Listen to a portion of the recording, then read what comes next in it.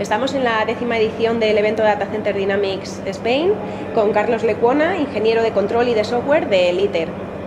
Queríamos saber que el Data Center de Alix, propiedad de ITER, ha implantado un novedoso sistema de refrigeración para buscar mayor eficiencia. ¿En qué consiste este proyecto? El proyecto consiste fundamentalmente en cambiar la tecnología que utilizamos para refrigerar el data center. Anteriormente utilizábamos unas máquinas que eran agua-aire, hacía un intercambio de calor entre agua y el aire, y hemos pasado a sustituir y poner una que es de agua-agua. Y lo más novedoso de todo el sistema es que en la parte de condensación el agua que utilizamos es agua de mar. O sea, no entra agua de mar directamente al condensador, pero canalizamos de alguna manera, hay un intercambiador intermedio y hacemos llegar agua, trasladar todo ese calor hasta el mar. Entonces disipamos, en vez de como hacíamos anteriormente, el calor hacia el aire, lo disipamos hacia el mar. Y esa es la principal novedad y la innovación más importante. A lo mejor también hemos cambiado la tecnología de los compresores de la enfriadora. Ahora hemos puesto unos centrífugos de levitación magnética que son todavía más eficientes. Y todo ello, entre que utilizamos el agua de mar y el compresor, una tecnología nueva, pues favorece que hemos bajado hemos subido muchísimo la eficiencia energética y bajado mucho el consumo. Porque vieron que era necesario recurrir a métodos más eficientes de refrigeración. Sí, sobre todo por la curva de carga, la demanda de energía que tenía la enfriadora que tenemos actualmente. Primero que daba unos saltos muy llamativos de 20 y 30 kilovatios, y es porque no tiene un control continuo, sino era un control paso por paso y saltaba del 25% de capacidad al 50%. Entonces queríamos tener un control continuo que se ajustara más a la demanda puntual en cada momento del data center. Eso es uno, y luego el elevado consumo, que teníamos una eficiencia de 3 puntos y medio, dependiendo de la carga, y claro, vimos que las enfriadoras agua-agua tienen más del doble de eficiencia y podíamos alcanzar, con la temperatura tan ventajosa que tenemos en Canarias, podíamos alcanzar eficiencias de más del doble, del 9, incluso podíamos plantear llegar a 10 de eficiencia en la parte de generación de agua fría. ¿En qué etapas se ha dividido el proyecto y actualmente en qué fase se encuentra? Pues las etapas las habituales, el estudio de viabilidad, que sobre todo lo fundamental era evaluar bien el pozo de captación y el pozo de inyección, de donde sacamos el agua de mar y donde una vez calentada la tiramos. Ese es el corazón del proyecto, evaluar y tener claramente un estudio geodésico, geológico, y tener clara la prueba de bombeo, que podemos obtener los caudales necesarios, la temperatura necesaria. Esa es la parte más importante. Esa parte ya está ejecutada. Hemos hecho también la zanja donde la tubería, que tiene un recorrido de 400 metros de ida y vuelta. Hemos conectado la enfriadora, ya la hemos adquirido, está instalada y está conectada al data center. Está absolutamente, no está puesto en marcha por cuestión de semanas a lo mejor, y no hemos podido venir con datos, pero toda la obra prácticamente está ejecutada. Faltan hacer algunas pruebas de bombeo, en el circuito cerrado y de presión, detalles para la puesta en marcha. ¿Cuándo prevén que esté puesto en marcha ya el sistema? Pues durante este mes de abril, con seguridad, salvo imprevistos, debería estar en marcha este mes de abril. Ha hablado de algunos de los elementos del sistema. ¿Puede describir de forma un poco más técnica cómo va a funcionar este sistema de refrigeración basado en agua del mar? Exacto. Sí, lo que comenté, lo principal es la captación de agua de mar a través de un pozo que en el nuestro tiene 80 metros de profundidad. Lo que pasa es que el nivel freático a la que tenemos el agua son 13 metros, solo tenemos que bombear 13 metros de altura para llegar sobre el nivel del mar. Y desde ahí ese agua bombeada de mar lo hacemos circular a través de tuberías de plástico hacia un intercambiador de placas, sobre todo con el objetivo de eliminar el agua salada, que es muy corrosiva y muy difícil mantener todo lo que esté en contacto con ella. Y además es muy importante que la cota de la altura a la que esté el intercambiador de placas sea lo más baja posible para evitar costes innecesarios de bombeo en altura. Entonces, cuanto más bajo esté el intercambiador de calor, menos energía tendremos que invertir en bombear agua de mar. Y ese es, digamos, el primer circuito. Sale el agua del pozo, entra en el intercambiador de placas, y ese intercambiador de placas sale el agua de desecho que llega a otro pozo de inyección. Entonces, hay dos pozos, el de extracción y el de inyección, separados lo suficiente para que no haya contaminación térmica entre uno y otro. En nuestro caso están separados 120 metros. Suficiente porque nuestra cercanía al mar es muy cerca. El pozo de inyección está a escasos metros del mar y es muy difícil calentar el mar, y crear la contaminación entre nuestros pozos es difícil. Y luego el siguiente circuito es un circuito cerrado a partir de ese intercambiador, que sale desde el agua de ese intercambiador hasta el condensador de la enfriadora. Es un circuito cerrado que tiene un coste energético pequeño, porque las tuberías las hemos dimensionado para que el rozamiento no nos penalice mucho en el bombeo. Y luego la enfriadora, la parte de evaporación conectada a la carga de usuario, que en nuestro caso es el data center, ya es muy sencilla y no es nada, es exactamente igual que la que teníamos, y escasos 30 metros hasta el colector principal de la instalación. Más o menos a grandes rasgos, así como he podido resumirlo así. ¿Y este sistema cómo va a requerir que se adapte el centro de datos, ¿no?, para acoplar estos distintos elementos de los que hablas?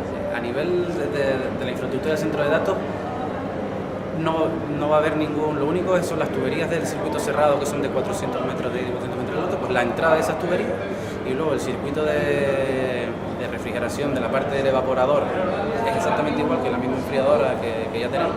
Entonces, realmente es construir un sistema similar al que tenemos, y la única novedad es que van a entrar las tuberías y el agua de mar, que no es de mar, es agua dulce, pero que va a transportar ese calor hasta el mar. Entonces, no tiene mucho impacto ni mucha complejidad, ni hace falta hacer ningún cambio en la infraestructura ni en la topología del data center para incluir este tipo de tecnología, simplemente la entrada de dos tuberías nuevas.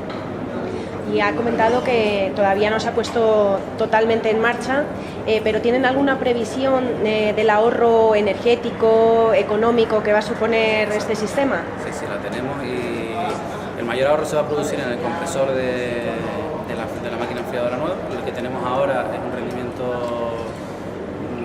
no tan bueno, y de en torno a 3,5 puntos, y el compresor que vamos a instalar ahora, con las temperaturas que va a trabajar, puede alcanzar hasta 10 puntos de eficiencia, ¿no?, cada 10 kilovatios por cada kilovatio eléctrico empleado. Y eso en cuanto al compresor, no sé si... perdón, la pregunta era acerca de... Ahorro tanto económico. Exacto, en el compresor, como de energía.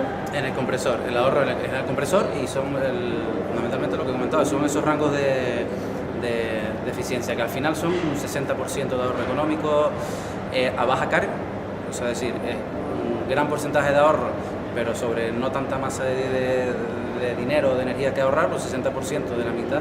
Y luego estos compresores a altas cargas no tienen tanto rendimiento como a baja, es decir, tendremos un ahorro a plena carga del 40%, pero el 40% de una gran cantidad de energía es mejor que un 60% de ahorro, porque estos compresores tienen más capacidad de ahorro o mejor eficiencia cuando funcionan de la mitad de carga hacia atrás.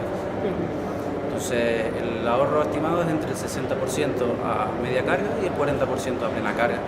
Y en torno a retorno de inversión y todo este tipo de cosas son relevantes, pues a media carga tardaremos unos 5 años en recuperar la inversión, porque es verdad que tenemos muy poca carga, pero si tuviésemos una demanda térmica superior, pues podríamos irnos a los 3 años, 2 años incluso de retorno de inversión, en función de la cantidad de calor, de demanda de calor que tenga el data center. En un proyecto de estas características, ¿cuáles son los retos a los que se han tenido que enfrentar desde el ITER? Sí, primero estamos generando conocimiento, ¿no? Mientras hacemos el proyecto no teníamos experiencia en ello, es verdad que nos hemos asesorado bien, y sobre todo en la parte del pozo y de la captación de agua subterránea, que es el tema más delicado, porque lo de construir una tubería, un circuito cerrado no es tan complejo, no hay ningún problema.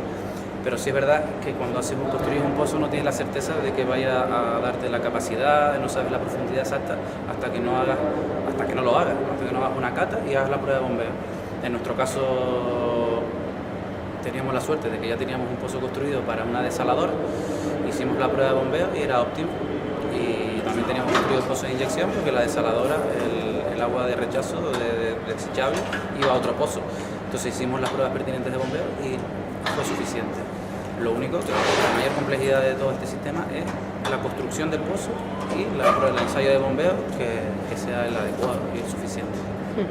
De cara al futuro, ¿tienen más planes en mente para la eficiencia energética del centro de datos? De momento estamos con esto. Pensar un poco, algunas ideas se han pasado por la cabeza, Pero es verdad que a lo mejor no tenemos todavía tanta demanda energética como para llevarlas a cabo, pero el tema de almacenamiento en tanques de hielo, hay un compañero que lo ha sugerido, la generación de hielo, es decir, cuando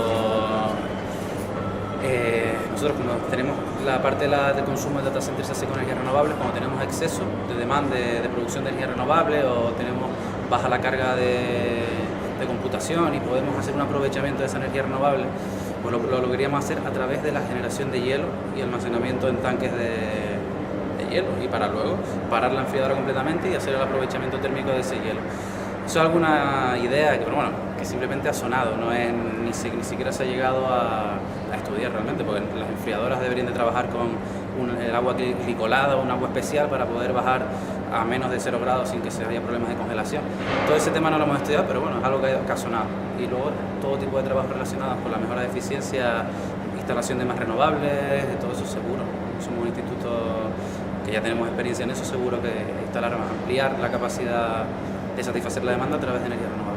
Porque a día de hoy, ¿qué energías renovables se utilizan para refrigerar el data center? Tenemos 400 kilovatios de energía fotovoltaica completamente dedicados al data center en la cubierta y que más o menos nos vienen a dar entre el 15 y el 20% de la demanda anual completa. O sea, bueno, estamos en Tenerife y tenemos las horas solares que tenemos y eso nos da hasta el 15-20% de consumo del data center.